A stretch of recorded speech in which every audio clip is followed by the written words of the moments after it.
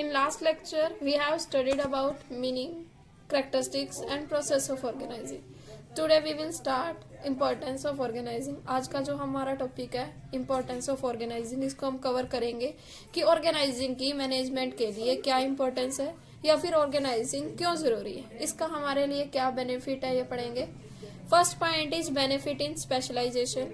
Organising में हम क्या कहते हैं, टोटल वर्क को स्मॉल यूनिट्स में डिवाइड करते हैं.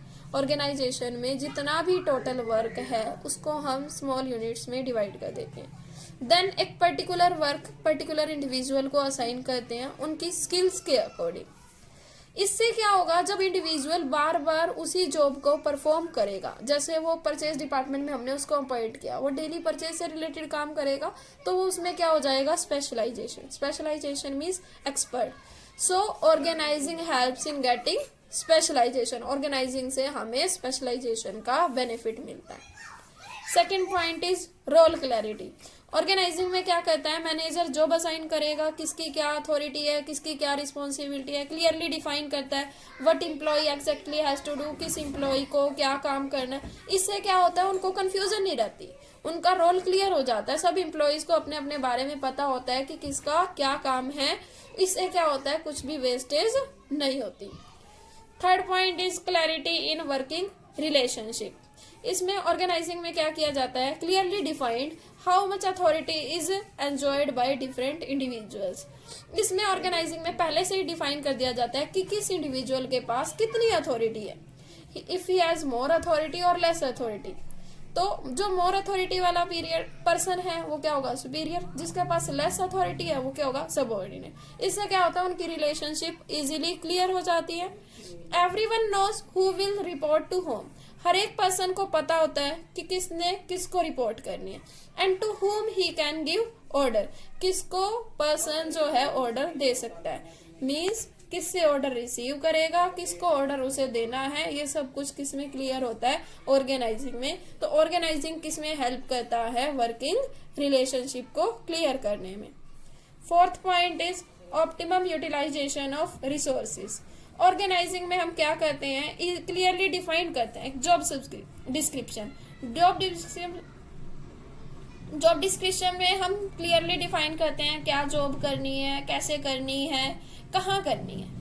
तो उससे क्या होता है, वर्क का ओवरलैपिंग नहीं होती, मींस डबल वर्क नहीं होता कि एक पर्सन दो बार उस वर्क को परफॉर्म करे, क्योंकि मैनेजर ने पहले से ही जॉब को डिफाइन कर दिया है कि किस पर्सन को क्या काम करना है, उसको जॉब डिस्क्रिप्शन दे दिया है. जॉब डिस्क्रिप्शन होता है कि जिसमें जॉब से रिलेटेड अथॉरिटी क्या है, रिस्पॉन्सिबिलिटी क्या है, क्या वर्किंग कंडीशन है, उसमें सब कुछ डिफाइन होता है.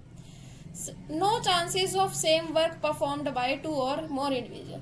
सो ऑर्गेनाइजिंग से ऐसा कभी नहीं होता कि टू और मोर इंडिविजुअल्स जो है सेम वर्क को परफॉर्म करें. अगर वो सेम वर्क को परफॉर्म नहीं करेंगे, अपना अपना काम करेंगे, उससे क्या होगा, रिसोर्सेज का ऑप्टिमम यूटिलाइजेशन होगा. रिसोर्सेज को वो बेस्ट वे से यूटिलाइज कर पाएंगे, जिससे रिसोर्सेज की वेस्टेज नहीं होगी.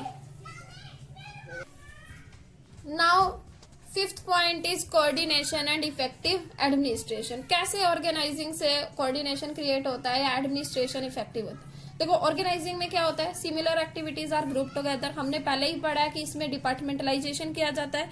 जितनी भी सेम नेचर की एक्टिविटीज होती है उसको हम एक डिपार्टमेंट में असाइन करते हैं, जिससे क्या आता है, वर्क में हार्मनी बना रहता है. क्योंकि परचेज डिपार्टमेंट में जितनी भी परचेज से रिलेटेड एक्टिविटी होंगी वही सिर्फ एम्प्लॉयज को दी जाएंगी, जिससे एम्प्लॉयज में कोऑर्डिनेशन बना रहेगा. The organizing function establishes relation between different departments.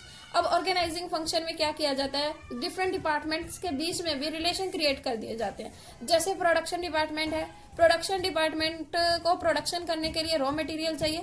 अब raw material कौन परचेज करेगा, परचेज डिपार्टमेंट. तो परचेज डिपार्टमेंट और प्रोडक्शन डिपार्टमेंट में क्या होना चाहिए, कोऑर्डिनेशन, जो किसकी हेल्प से होगा, ऑर्गेनाइजिंग की हेल्प से. Organising clarifies the relation. Organising क्या करता है, रिलेशन को क्लैरिफाई कर देता है. Who will report to whom, कौन रिपोर्ट करेगा, किसको रिपोर्ट करेगा. अब सब पर्सन को पता होगा कि किसने रिपोर्ट करनी है, किसको करनी है. उससे क्या होगा, एडमिनिस्ट्रेशन जो है, मैनेजमेंट जो है वो इफेक्टिव होगा. Next point is expansion and growth. अब हमें पता है कि ऑर्गेनाइजिंग से हेल्प से रिसोर्सेज का ऑप्टिमम यूटिलाइजेशन होता है. मीन्स डुप्लीकेशन ऑफ वर्क नहीं होता, वेस्टेज नहीं होती और प्रॉपर डिवीजन ऑफ वर्क होता है।